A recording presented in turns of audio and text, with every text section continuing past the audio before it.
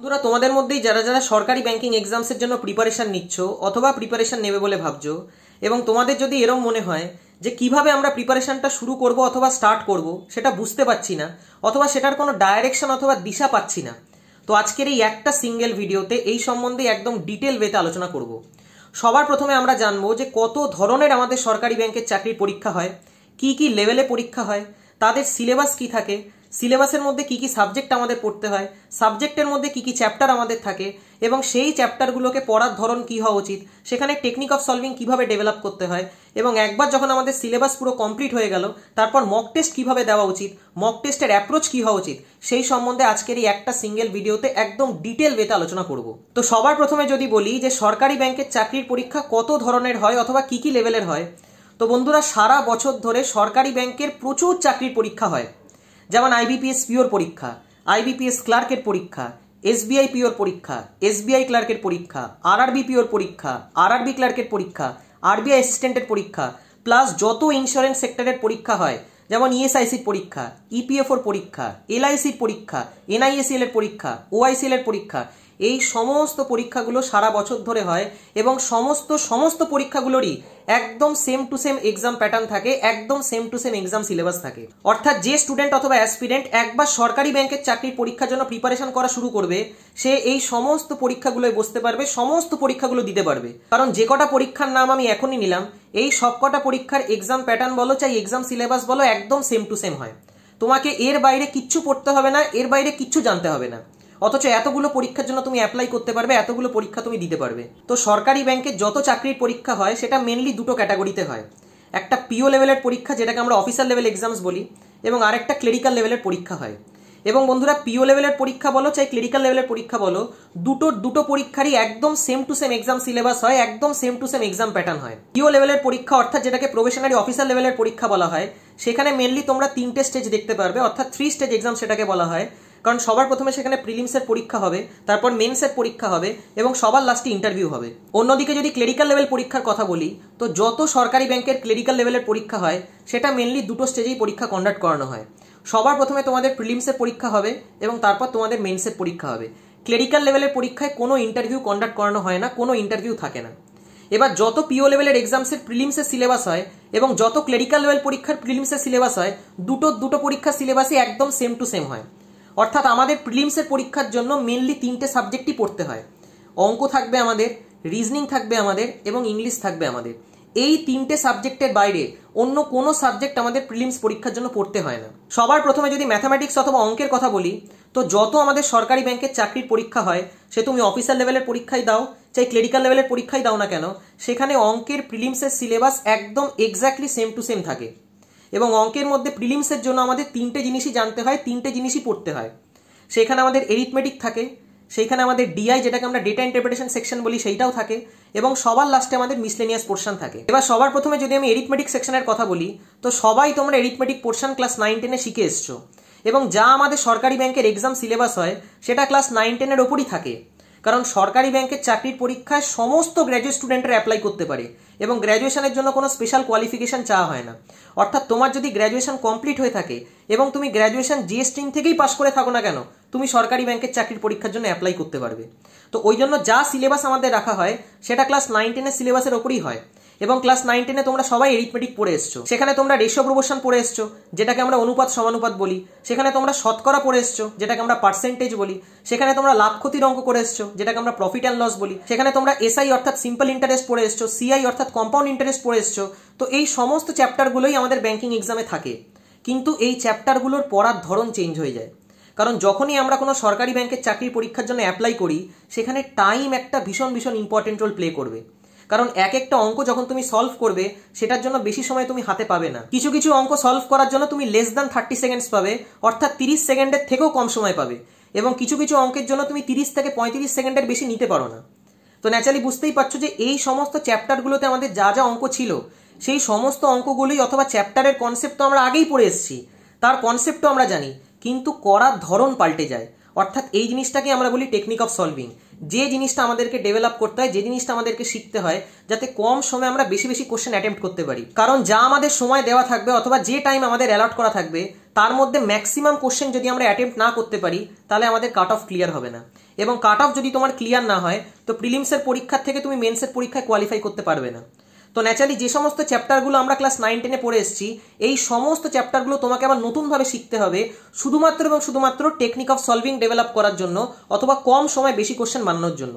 এবং এই সমস্ত এরিথমেটিকের চ্যাপ্টারগুলো পড়ারও সিকোয়েন্স আছে, এমন না যে কোনো একটা এরিথমেটিক চ্যাপ্টার তুললাম আর পড়ে নিলাম।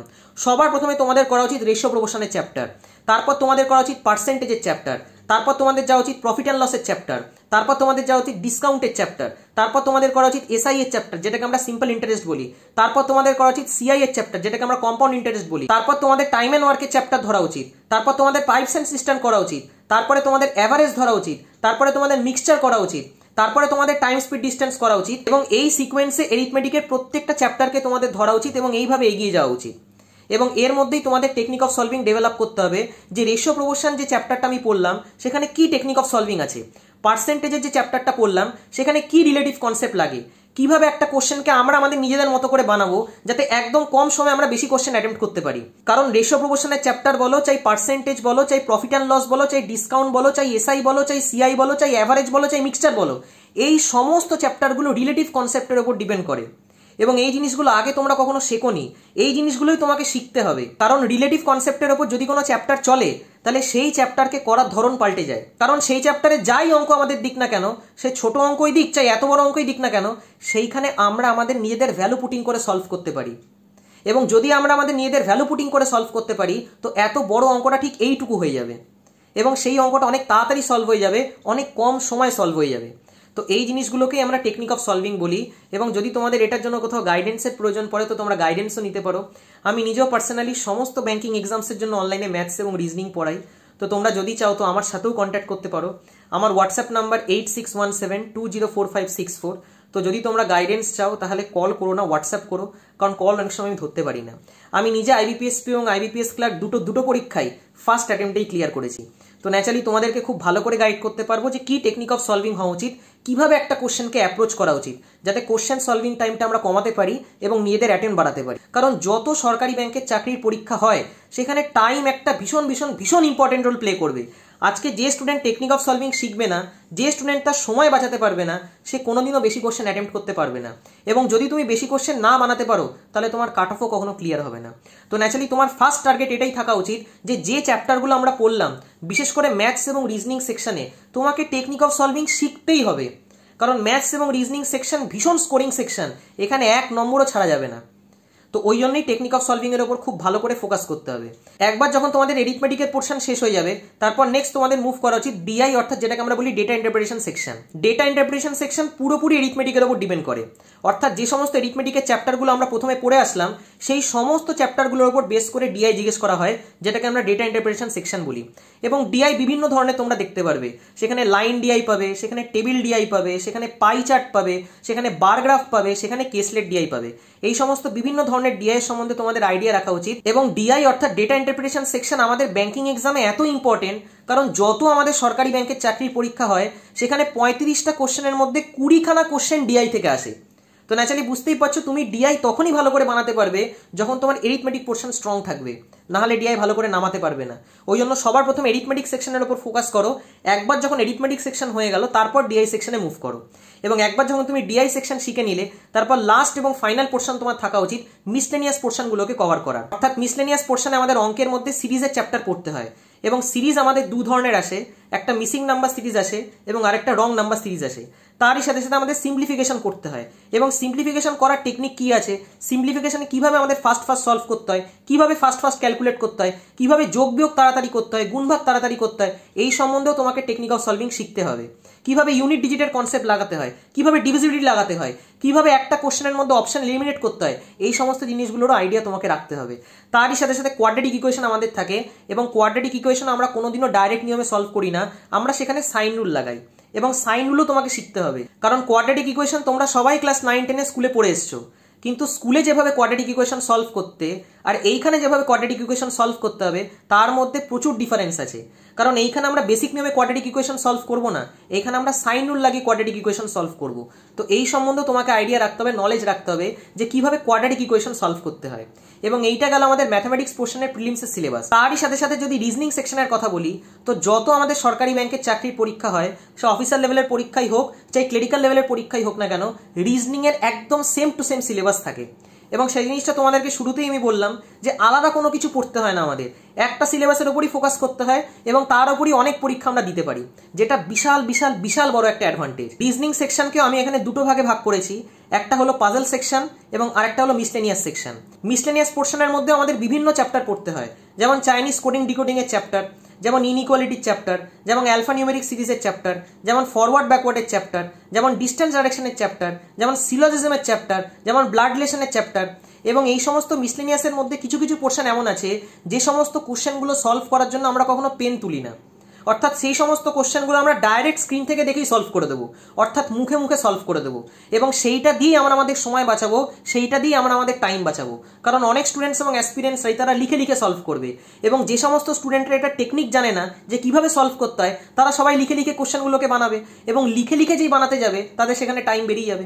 যেমন চাইনিজ কোডিং ডিকোডিং এর চ্যাপ্টার কোনোদিনও আমরা লিখি না, যেমন অ্যালফা নিউমেরিক সিরিজের চ্যাপ্টার আমরা কোনোদিনও লিখি না, যেমন ইনইকুয়ালিটির চ্যাপ্টার আমরা কোনোদিনও লিখি না। এই সমস্ত চ্যাপ্টারগুলো আমরা ডাইরেক্ট মুখে মুখেই সলভ করব। এবং মিসলেনিয়াস পোর্শনের পাশাপাশি রিজনিং এ আমাদের প্রচুর ধরনের পাজল শিখতে হয়, প্রচুর ধরনের পাজলসের ব্যাপারে আইডিয়া রাখতে হয়।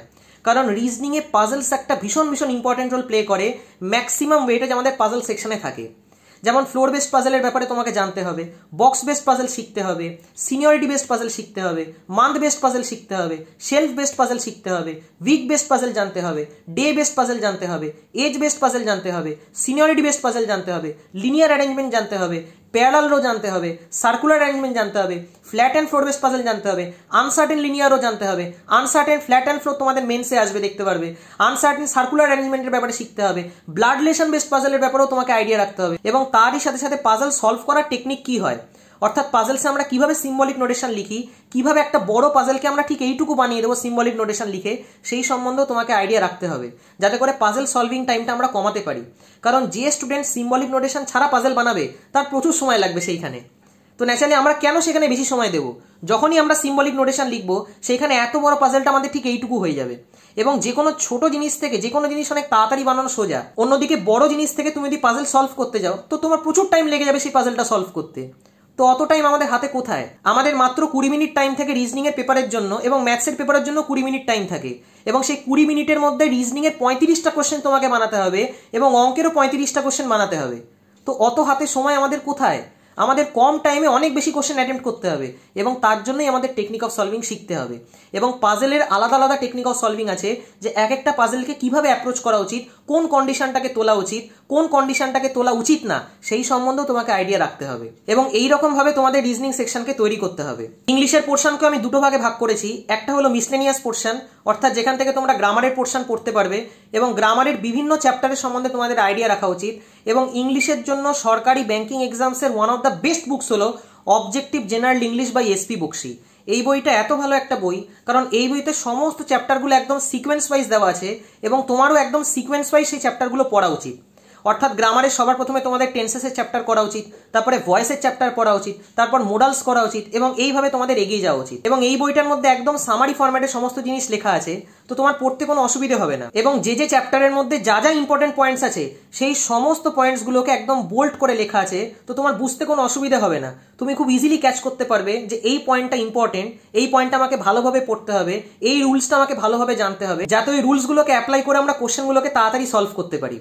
তো সমস্ত জিনিসপত্র ওই বইতে খুব সুন্দরভাবে লেখা আছে, এবং তোমাদেরও উচিত ওই জিনিসগুলোকে পরপর পরপর পড়ে যাওয়া। কারণ মিসলেনিয়াস পোর্শনের মধ্যে আমাদের গ্রামার একটা ভীষণ ভীষণ ইম্পর্টেন্ট রোল প্লে করবে। কারণ গ্রামারের মধ্যে তোমরা এরার কারেকশনের কোশ্চেন পাবে, তারই সাথে সাথে তোমরা এখানে ওয়ার্ড সোয়াপিং এর কোশ্চেন পাবে, তোমরা এখানে রিপ্লেসমেন্টেরও কোশ্চেন পাবে, তোমরা এখানে ফিলার্স এর কোশ্চেন পাবে, অর্থাৎ কোন ওয়ার্ডটা আমার সেখানে বসতে চলেছে, যাতে সেন্টেন্সটা একটা মিনিংফুল সেন্টেন্স দেয়। তো তো এই সম্বন্ধে তোমাকে আইডিয়া রাখতে হবে। এবং একবার যখন তোমার গ্রামারের পোর্শন কমপ্লিট হয়ে যাবে, তারপর নেক্সট তোমার মুভ করা উচিত আরসি অর্থাৎ রিডিং কম্প্রিহেনশনে এবং তারই সাথে সাথে ক্লজ টেস্টের পোর্শনে। আরসি অর্থাৎ রিডিং কম্প্রিহেনশন পড়ারও টেকনিক আছে, যেটাকে আমরা স্কিমিং টেকনিক বলি, যে কিভাবে আমরা আরসিকে স্টাডি করব, কিভাবে জিনিসগুলোকে তাড়াতাড়ি আমরা রিড করবো এবং তাড়াতাড়ি কোশ্চেনগুলোকে সলভ করবো। এবং আরসি অর্থাৎ রিডিং কম্প্রিহেনশন যদি তুমি ফাস্ট পড়তে চাও, ফাস্ট সলভ করতে চাও, তাহলে সবসময় বাড়িতে একটা ইংলিশের নিউজ পেপার পড়ো। এবং এই জিনিসটা আমি প্রত্যেকটা অ্যাসপিরেন্টকে, প্রত্যেকটা ক্যান্ডিডেটকে রেকমেন্ড করব। তোমরা যে কোনো ইংলিশের নিউজ পেপার পড়তে পারো, অর্থাৎ যে নিউজ পেপার তোমাদের লোকালিটিতে অ্যাভেলেবেল আছে তোমরা সেই ইংলিশের নিউজ পেপারই পড়তে পারো, কিন্তু পড়ো। সব থেকে ভালো হয় যদি তোমরা দা হিন্দু নিউজ পেপার ফলো করতে পারো, যে জিনিসটা আমিও করতাম যখন তোমাদের মতোই আমি প্রিপারেশন করছিলাম। এবং দা হিন্দু নিউজ পেপারের কন্টেন্ট এত ভালো, কোয়ালিটি এত ভালো, যদিও বা দামটা একটু বেশি অন্যান্য ইংলিশ নিউজ পেপারের থেকে, কিন্তু কোয়ালিটি এবং কন্টেন্ট এত ভালো দা হিন্দু নিউজ পেপারের, যে দা হিন্দু নিউজ পেপার যদি তুমি একবার পড়ো তো অন্য কোনো নিউজ পেপারে তোমার সুইচ করার ইচ্ছে হবে না। তো ন্যাচারালি যাদের যাদের লোকালিটিতে দা হিন্দু অ্যাভেলেবেল আছে, তোমরা কোয়ালিটি জিনিস পড়বে, তোমরা দা হিন্দুই পড়বে। কিন্তু যাদের যাদের লোকালিটিতে দা হিন্দু অ্যাভেলেবেল নেই, তোমরা অন্যান্য যে কোনো নিউজ পেপার ফলো করতে পারো, যে কোনো নিউজ পেপার পড়তে পারো। একবার যখন তোমাদের আরসির পোর্শন শেষ হয়ে যাবে, তারপর নেক্সট তোমাদের মুভ করা উচিত ক্লজ টেস্টের পোর্শনে, যেটাকে আমরা fill in the blanks passage বলি। এবং ক্লজ টেস্টের ফিল ইন দ্য ব্ল্যাঙ্কসের যে প্যাসেজটা তোমরা পাবে, সবার প্রথমে তোমাদের টার্গেট থাকা উচিত সেই প্যাসেজটাকে কমপ্লিট পড়া। প্রচুর স্টুডেন্টস এবং অ্যাসপিরিয়েন্টসরা পুরো প্যাসেজ না পড়ে আগের থেকে ফিল আপ করা স্টার্ট করে। আরে আগের থেকে তুমি যদি ওয়ার্ডগুলো দিয়ে ফিল করা স্টার্ট করো, তো তোমার ওয়ার্ড তো সেখানে ভুলও হতে পারে, কারণ প্যাসেজটা কি বলতে চায় সেটা তুমি যদি না জেনে সলভ করতে শুরু করো, তো তোমার অ্যাপ্রোপ্রিয়েট ওয়ার্ডে ভুল হবেই হবে, যে জিনিসটা ম্যাক্সিমাম স্টুডেন্ট এবং অ্যাসপিরিয়েন্টরাই করবে। তো তোমার টার্গেট সবার আগে এইটা থাকা উচিত যে পুরো প্যাসেজটাকে আমি একবার কিংবা দুবার রিড করব, তারপরে ফিল ইন দ্য ব্ল্যাঙ্কস যেগুলো আমাকে দেওয়া আছে সেগুলোকে আমি অ্যাপ্রোপ্রিয়েট ওয়ার্ড দিয়ে ফিল করব। এবং এইটাই হওয়া উচিত ক্লজ টেস্ট পড়ার টেকনিক। এবং যে ওয়ার্ডগুলো দিয়ে তোমরা ব্ল্যাঙ্কসগুলো ভর্তি করবে, সেই ওয়ার্ডগুলোর সম্বন্ধেও তোমাদের একটু ভালো আইডিয়া রাখা উচিত। যদিও বা তোমরা সহজ সহজ ওয়ার্ডই পাবে, বিশাল কিছু হাইফাই কঠিন ওয়ার্ড তোমরা পাবে না, কারণ ইংলিশের পোর্শন আমাদের ব্যাংকিং এক্সামে ইজিই হয়। তবুও বলে দিই তোমাদের, যদি তোমরা তোমাদের স্টক অফ ওয়ার্ডস একটু বাড়াতে চাও, তাহলে তোমরা ভোক্যাবের জন্য একটা বই ফলো করতে পারো। আমি নিজে ডিকশনারি পড়তাম এবং ডিকশনারির থেকে আমি নিউমনিক টেকনিক লাগিয়েছিলাম, এবং সেই জিনিসটা তোমাদের অনেক আগের ভিডিওতে আমি একবার শেয়ার করেছিলাম যে কিভাবে পুরো ডিকশনারি আমি রিড করেছিলাম। কিন্তু সবার পক্ষে জিনিসটা সম্ভব না, অনেকেই এমন আছে যারা পারবে না সেই জিনিসটা করতে। তো তোমরা ভোক্যাবের জন্য কোনো বইও কিনতে পারো, সেটাকেও ফলো করতে পারো, এবং সেইখান থেকেও তোমরা তোমাদের স্টক অফ ওয়ার্ডস বাড়াতে পারো। একবার যখন তোমাদের ওয়ার্ডগুলোর ব্যাপারে একটু আইডিয়া হয়ে যাবে, তো তোমাদের নিজেদেরই ক্লজ টেস্টের প্যাসেজ সলভ করতে অনেক বেশি ইজি হবে এবং অনেক ফাস্ট তোমরা সলভ করতে পারবে। এবং একবার যখন ইংলিশের পোর্শন শেষ হয়ে যাবে, তারপর নেক্সট তোমাদের মুভ করা উচিত মক টেস্টের সেকশনে। এবং মক টেস্ট তোমাদের একটা করে ডেইলি বেসিসে দিতেই হবে একবার যখন তোমাদের পুরো সিলেবাস কমপ্লিট হয়ে যাবে। মক টেস্ট তোমরা যদি না দাও, তাহলে তোমাদের হাতে স্পিড আসবে না, তাহলে তোমরা রিয়েল এক্সাম কিরকম হয়, অর্থাৎ রিয়েল এক্সামের এনভায়রনমেন্ট কিরকম হয়, যখন একটা ঘড়ি তোমার সামনে ঘুরতে থাকবে, সেই জিনিসটায় নার্ভাস না হয় কিভাবে পেপারটাকে অ্যাটেম্প্ট করা উচিত, কোন কোশ্চেন আগে করা উচিত, কোন কোশ্চেন পরে করা উচিত, সেই সম্বন্ধেও তোমাকে আইডিয়া রাখতে হবে। অন্তত ডেইলি বেসিসে একটা করে মক টেস্ট তোমাকে দিতেই হবে।